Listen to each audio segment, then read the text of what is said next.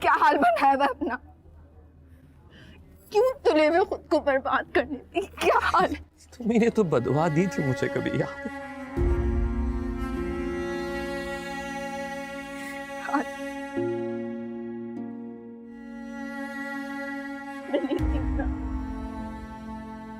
सारी दुआएं मैं वापस लेती हूँ समीर, और मैं मेहनत कर रही हूँ। मैं मेहनत कर रही हूँ समीर, वापस लौट जाओ। वो सब कर दिखाया जो एक आम इंसान के लिए नामुमकिन।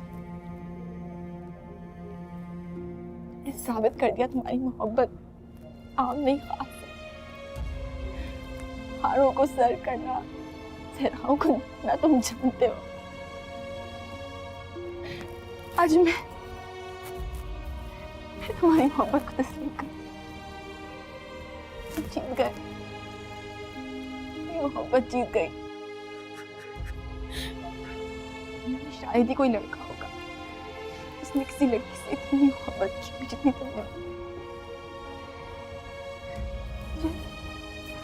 तो पकड़ है तुम्हारी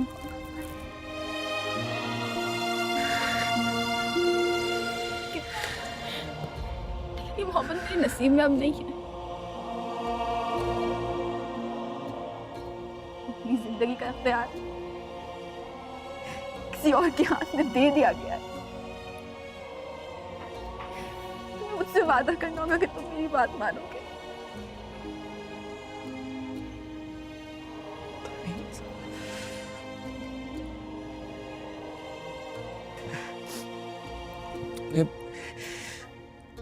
कभी सजाए मौत के कैदी को कज़ा की सूली पे चढ़ते हुए देखा?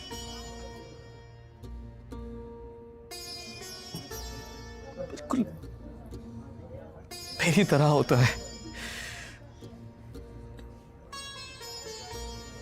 एक ऐसा कैदी जिसे मौत के चंद लम्हे कबल को आकर ये इत्तला दे कि उसकी आखिरी ख्वाहिश कबूल हो गई। वो आखिरी ख्वाहिश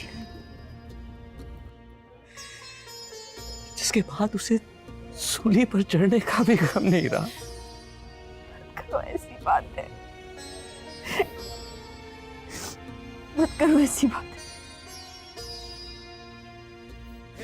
काश हम मिले ही ना होते। मोहब्बत ने बर्बाद कर दिया तुम्हें भी और मुझे भी। अब्बा परेशान रहते हैं हर वक्त।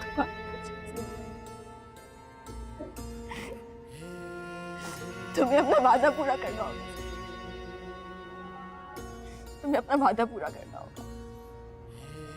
ऐसे भी मैं तुम्हारी मोहब्बत के सामने हथियार डाल दूं। मैं डाल दिया हथियार। अब मान लो मेरी बात मान लो।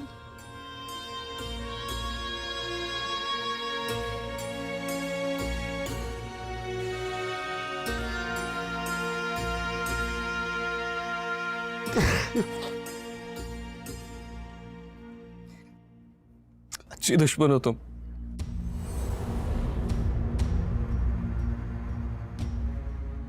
हथियार डालकर भी अपनी शर्तें मनवा रही हो।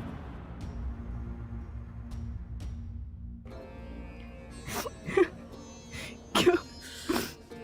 दुश्मनी के भी तो कुछ भरम होते हैं। समीर पर पानी बहुत भरम, बहुत भरोसा।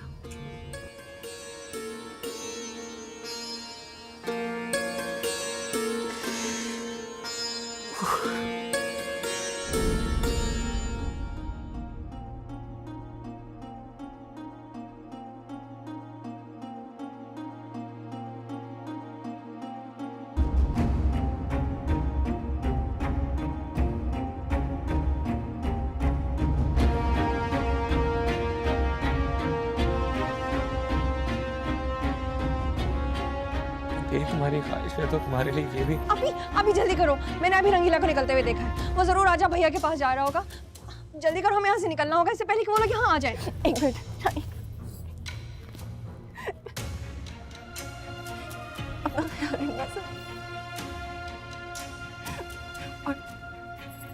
और हमेशा याद रखना, समीर एक शहजादा है। किसी के सामने मोहब्बत की भीख नहीं मांगनी पड़ेगी क्योंकि वो दिल जीतना जानता है। ये हमारी आखिरी मुलाकात, वादा पूरा करना।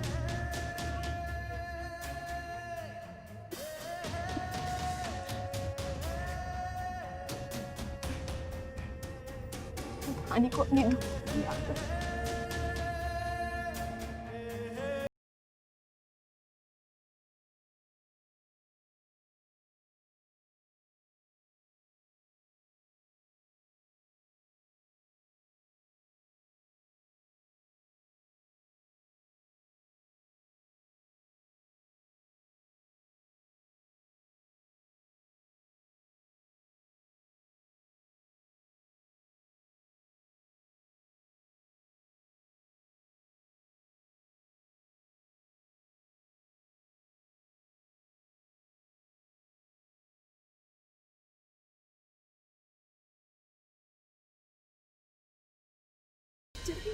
अभी जल्दी करो, अभी जल्दी करो।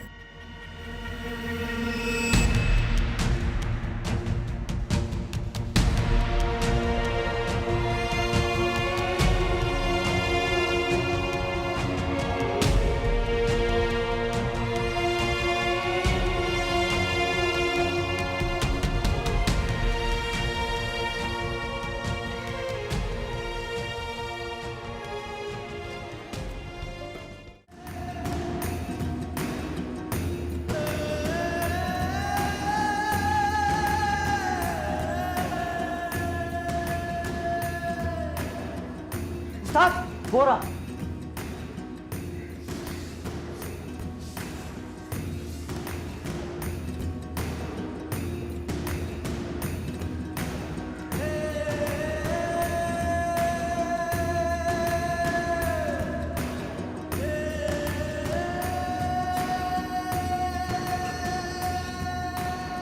तो तू ऐसे नहीं मानेगा। चल, आज तो तूने हद ही कर दी। बता धानी से क्या बात कर रहा था? चल तेरी हीरोगिरी निकालता हूँ। साले तुझे बड़ा शौक है ना मल्लों में आने का? हाँ बोलता क्यों नहीं?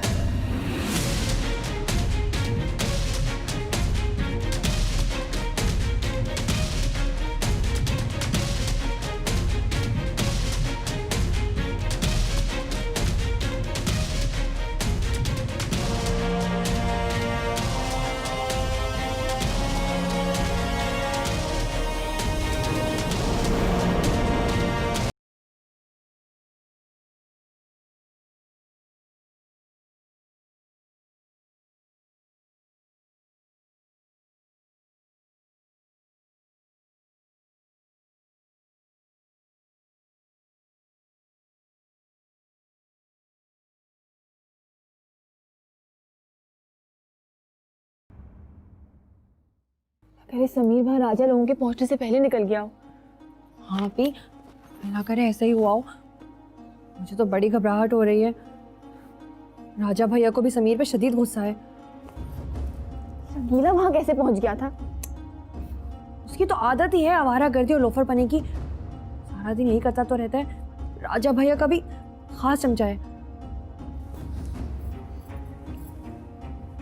अब्बा आ गए हैं क्या? आने वाले होंगे। ये राजा क्यों नहीं आया अभी तक? शानी, क्या पता है तुम्हारा वहम हो, क्या पता वो रंगीला ना हो, क्या पता उसने हमें ना देखा हो। नहीं ना भी वही था, वो रंगीला ही था, मैंने खुद देखा था उसे।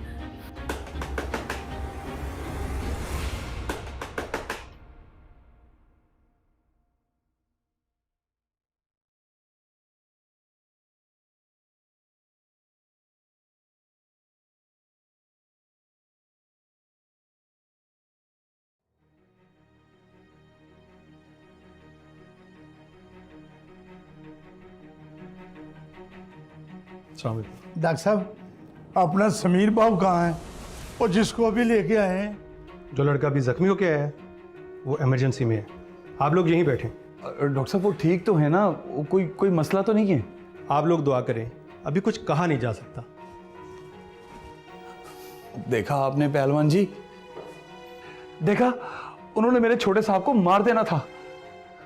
वो तो बेचारा पहले ही मुर्दा है, अपना मुर्दा जिस्म लेकर फिर रहा है, उसको मारने की क्या जरूरत थी? ना बाबू ने आज ना ऐसी बातें नहीं करते। अभी देखना डॉक्टर साहब आएंगे और आगे कहेंगे सब ठीक है। वो समझते क्या है अपने आप को? क्या समझते हैं अपने आप को? वो चार चार मिलकर मारते हैं। क्या मतलब है कि छोटे साहब के अंदर इतनी ताकत नहीं है कि उनको मार सके? वो मार सकते हैं उनको, बस वो किसी की वजह से नहीं मार रहे। ये समझते क्या है अपने आप को? लफंगे, ये लानती लोग, थड़े के गंदे लोग, ये क्या समझते हैं अपने आप को? ये वक्त इन बातों का नहीं है। इस वक्त समीर बाबू को हमारी दुआओं की जरूरत है। अब मेरे पास बैठो। आजा आजा, बैठ जा मेरे पास। बैठिए, आप बैठिए। बैठ जा।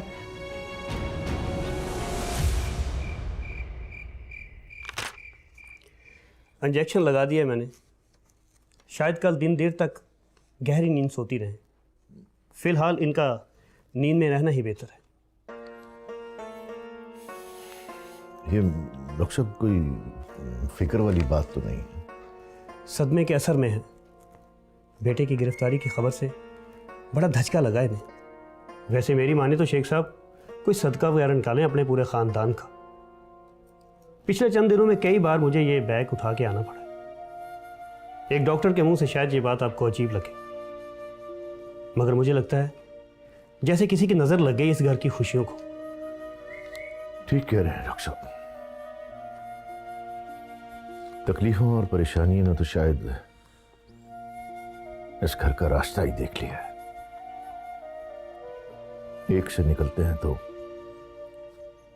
दूसरी सामने मुंह खोलकर खड़ी। बहरहाल आप ज़्यादा ज़हन पर बोझ ना लें। अभी तो आपको भी खुद बीमारी से उठने के बाद पूरे आराम की ज़रूरत है। आराम अब हमारी किस्मत में कहाँ नुकसान। पता नहीं कब्र में भी आराम नसीब होता है कि नहीं। नाउमीदी की बातें नहीं करते। मैं चलता हूँ। अगर रात को किसी वक्त भी मेरी ज़रूरत महसूस हो तो बिला झिझक मुझे बुला लीजिएगा।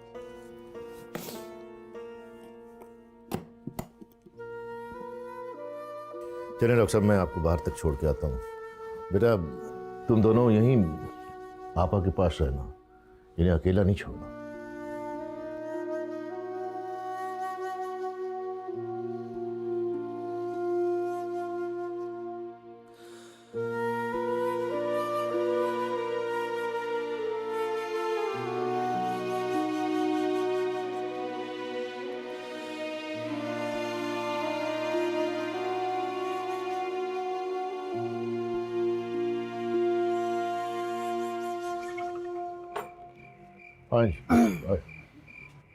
वो डॉक्टर साहब, अंदर तो मैंने बच्चियों की वजह से आपसे कुछ पूछा नहीं। क्या हाल है आपा का? तबीयत कैसी है? ठीक तो हो जाएंगी ना? वो कोई परेशानी वाली बात तो नहीं? इंशाल्लाह खैर होगी। सुबह तक सोती रही तो बेहतर हो जाएगा। खुद से उन्हें जगाने की कोशिश न करें, चाहे दवा का वक्त क्यों ना गुजर जाए। इस वक्त नींद उनके लिए दवा से कहीं बेहतर है। मेरी मेहरबानी। Okay, thank you. अल्लाह हाफिज।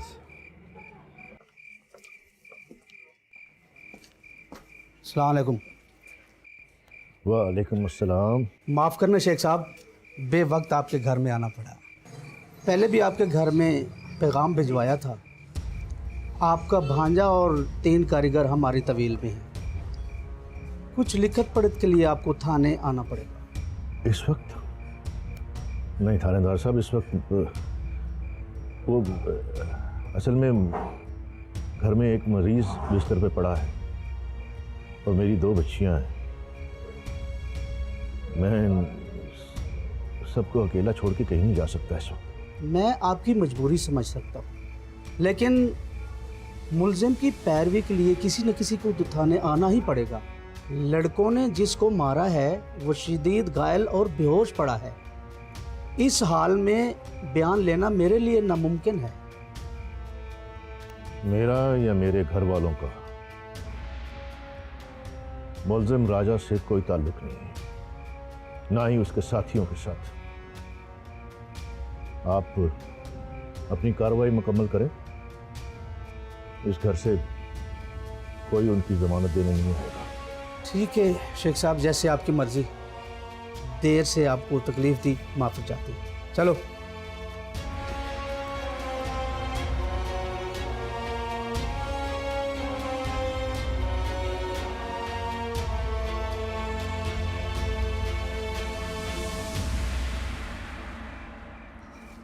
पहलवान जी 3 घंटे हो गए हैं, छोटे साहब को अंदर लेके गए हैं इमरजेंसी में। वो बताते क्यों नहीं कि छोटे साहब खैरियत से हैं कि नहीं?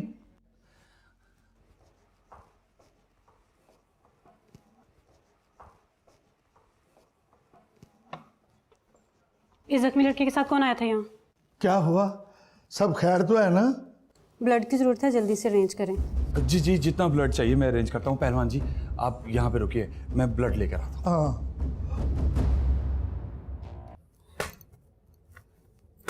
तेरे मच्छर की ऐसी की तैसी। हैरत है राजा, रात गुजरने वाली है, शेख साहब लगता है सिचुएशन का रस ले रहे हैं, अभी तक हमारे पीछे नहीं आए।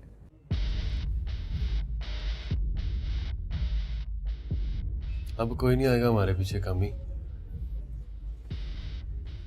मामू ने तो साफ साफ कह दिया होगा कि इन बदमाशों से मेरा कोई ताल्लुक नहीं। लटका दो इनको। उस्ताद जी अब क्या होगा?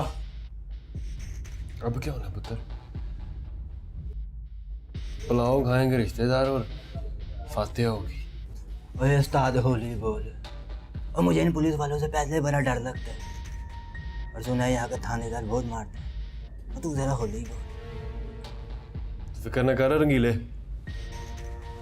तुम लोगों को कुछ नहीं होगा। उसे मैंने मारा है और मैं बयान में कह दूंगा अपने के तुम लोगों का कोई कसूर नहीं है। तुम तो उसे मुझसे छुड़ा रहे थे। नहीं राजा, अब जो भी होगा सबके साथ होगा। हम तुझे अकेला छोड़ने वाले नहीं हैं यहाँ। ओ बल्ले उस्ताद बल्ले तेरे, और सदके जाऊं तेरी 5 फुटी मुझ पर। तुझे क्या लगता है हम कमीने हैं? ओए हम तुझे इस जेल में अकेला छड़ के जाएंगे? ओए उस्ताद तेरे साथ ही मरेंगे, तेरे साथ ही जिएंगे, और तू साडा राजा उस्ताद है। तुम लोग हो तो वैसे इतने ही कमीने हैं। देखते हैं पुत्र। नहीं उस्ताद, क्या बात कर दिया आपने। अब जिएंगे भी साथ और मरेंगे भी साथ। बस फिर मरने के लिए तैयार हो जाओ पुत्र, क्योंकि अब यहां से हमारी जान छूटने वाली नहीं है। रंगीले। हाँ।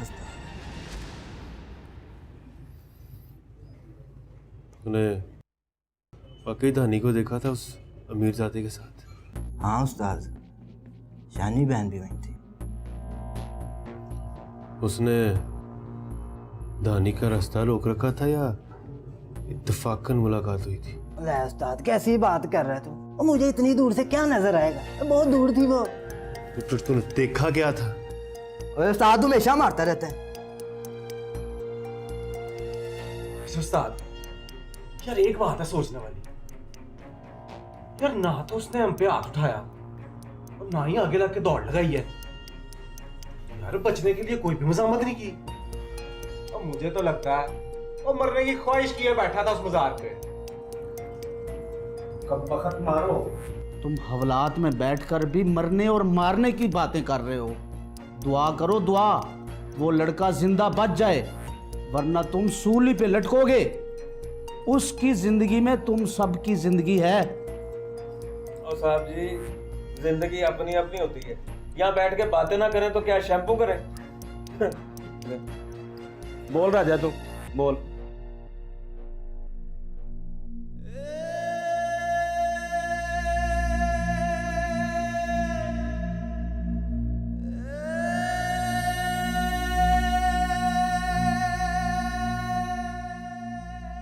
या अल्लाह मेरी खता, और मेरी कोताहियों की सजा मेरे अपनों को ना दे।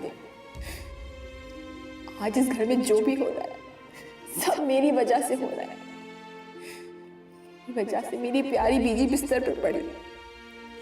मेरी वजह से मेरे मासूम और सीधे साधे बाप को सारी दुनिया में रुसवाई की सजा मिल रही है।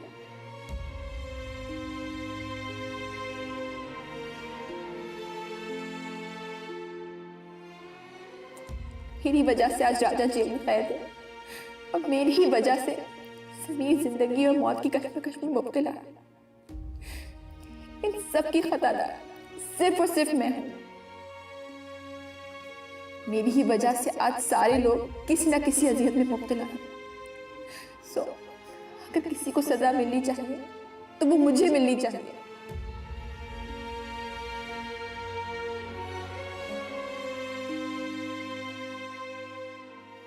हे अल्लाह, तू इन सब पर रहम कर। इन सबको इस हाल में पहुंचाने वाले को सजा अपना करम कर मेरे अल्लाह। तेरी गुनाहगार बंदी आज तेरे सामने इल्तिजा की भीख लिए बैठी। रहम कर मेरे अल्लाह, रहम कर।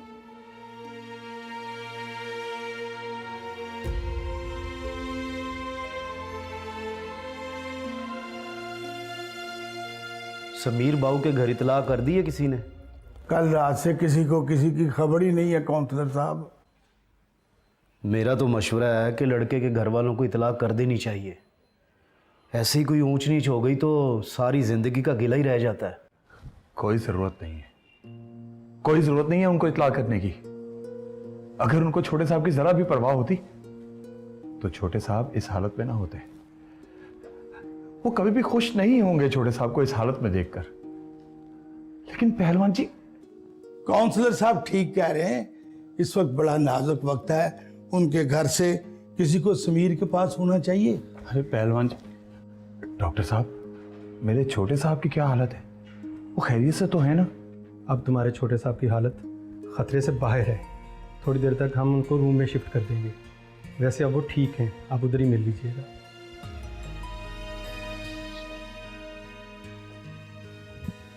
वह पागल हुआ है। समीर बाबू को अल्लाह ने दूसरी जिंदगी दी है और तू रो रहा है। ओए अल्लाह ने करम कर दिया है। अल्लाह का बड़ा शुक्र है कि समीर बाबू की जान बच गई है। पता नहीं किसकी दुआएं रंग लाई हैं। मेरा दिल तो बहुत डरा हुआ था। अगर मेरे छोटे साहब को कुछ हो जाता ना तो मेरा कुदरत पर से यकीन उठ जाता। अरे पागल, ऐसी बातें नहीं करते। ये सब भी उसी के कर्म से हुआ है। बेशक उसी के कर्म से हुआ है ये सब।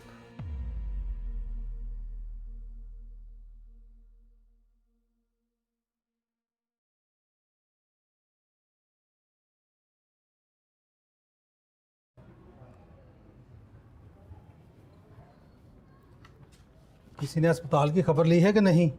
और बयान कौन रिकॉर्ड करेगा?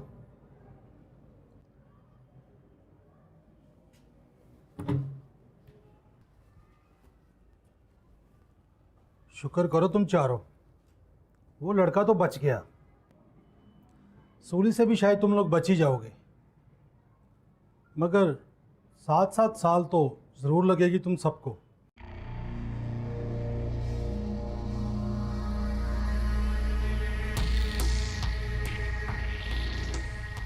ऐसा पर्चा काटूंगा ना, दुनिया का कोई भी वकील तुम लोगों की जमानत नहीं करवा सकेगा। ना होने देना जमानत। लेकिन आपसे एक रिक्वेस्ट है थानेदार जी, उसे मारा भी मैंने। इन चारों का तो कोई कसूर ही नहीं। ये तो बेचारे झगड़ा छुड़ा रहे थे मेरा। इनको आप जाने दो। और बकवास ना करो। सारी आकड़ और सारी दोस्ती 4 दिन में निकाल दूंगा तुम सारों की। अभी तो तुमने रुस्तम खान का थाना देखा ही कहाँ है। जरा लड़के का बयान ले लूं, फिर देखना कैसे चमड़ी उधेड़ता हूं तुम सबकी। वड्डा आया रुस्तम खान चमड़ी उधेड़ने वाला।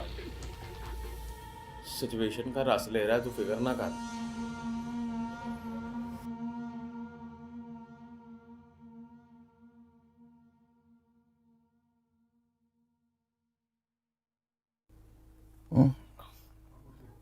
आपी आपी बीजी को होश आ रहा है। बीजी कितना सोएंगी, उठे ना। कितना सताती हैं हमको बीजी, आप उठ जाए ना। राजा वापस आ गया, उस लड़के का क्या हुआ? अरे धानी, बताओ ना धानी, बताती क्यों नहीं है बेटा? को तो संभाले बीजी, राजा आ जाएगा बहुत जल्द। आप पहले खुद को तो संभालें। राजा नहीं नहीं, पहले पता करो, उस लड़के का पता करो क्या हुआ। अगर उसे कुछ हो गया तो मेरा राजा, फिक्र न करो आपा। वो काउंसलर साहब गए थे अस्पताल देखने उसे, वो बता रहे थे कि उसकी हालत अब खतरे से बाहर है। आप खुदा के लिए बस अब अपने जहन पर जोर ना दें, सब ठीक हो जाएगा इंशाल्लाह। तुम्हें किसी से डरने की कोई ज़रूरत नहीं। बिला झिझक अपना बयान रिकॉर्ड करवाओ। सारे इलाके ने उन लड़कों को तुम्हें पीटते हुए देखा है। नहीं सर, मेरा किसी से कोई झगड़ा नहीं हुआ, उसे गलतफहमी थी जो दूर हो गई। क्या एक गलतफहमी की वजह से उन्होंने तुम्हें मौत की दहलीज तक पहुंचा दिया? देखो, मैं आपसे एक दफ़ा फिर कह रहा हूं कि अगर तुम्हें किसी से भी कोई खौफ है तो मुझे बताओ, मैं आपकी ज़मानत देता हूं। नहीं सर, मुझे किसी का खौफ नहीं है, वो सब मेरे दोस्त हैं। मैं किसी के खिलाफ पर्चा नहीं कटवाना चाहता। आपने यहाँ आने की जहमत की, उसके लिए मैं आपका शुक्रगुजार हूँ। मैं नहीं जानता कि आपकी क्या मजबूरी है, लेकिन अगर आपका यही ख्याल है तो यही सही। अगर तुम अपने ख्याल को बदल डालो तो मुझे ज़रूर फ़ोन करना, मैं ज़रूर आऊँगा आपका असल और सच्चा बयान लेने के लिए। फ़िलहाल मैं चलता हूँ।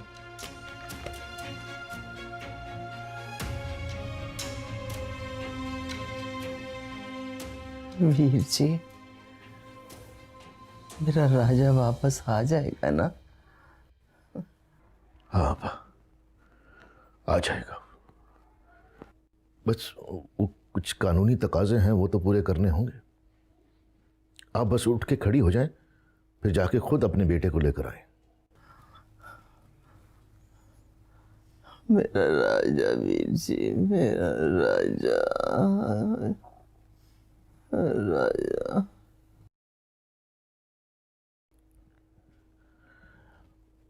वो डॉक्टर ने कहा था इनको होश आ जाए तो इनकी हालत ठीक हो जाएगी।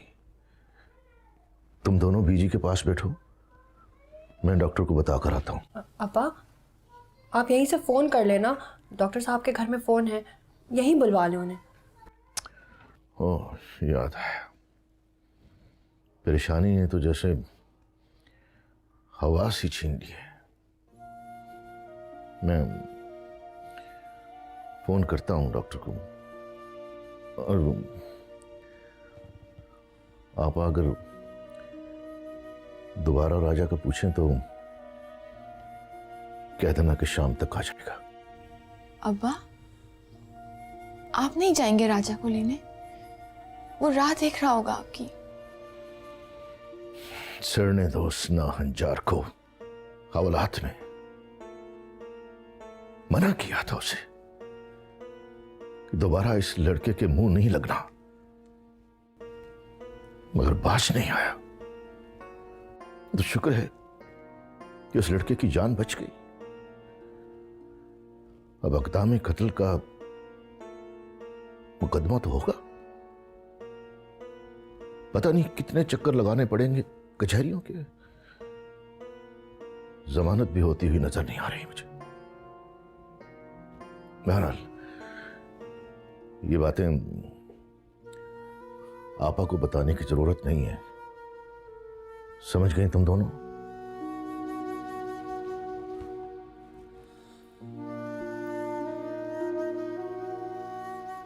क्या समझ रहे हो समीर? तुम कुछ भी करते रहोगे और हम चुपचाप सहते रहेंगे?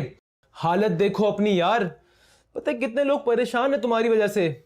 और मैं आज तुमसे मिलने, तुम्हारी जिम्मेदारी करने नहीं आया हूं, मैं आज तुमसे लड़ने आया हूं।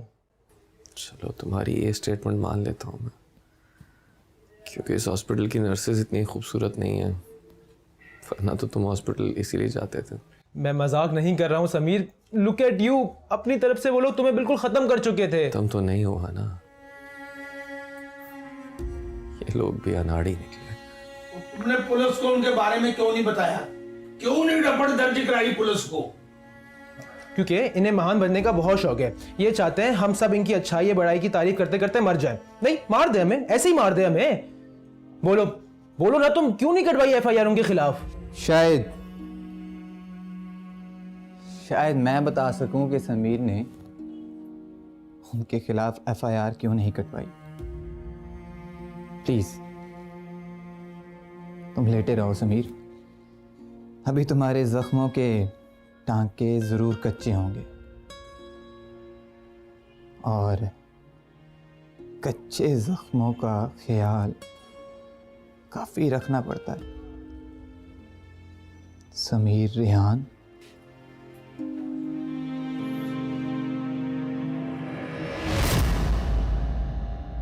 नैनों से नैनों का रिश्ता है बरसों का, ये है जियो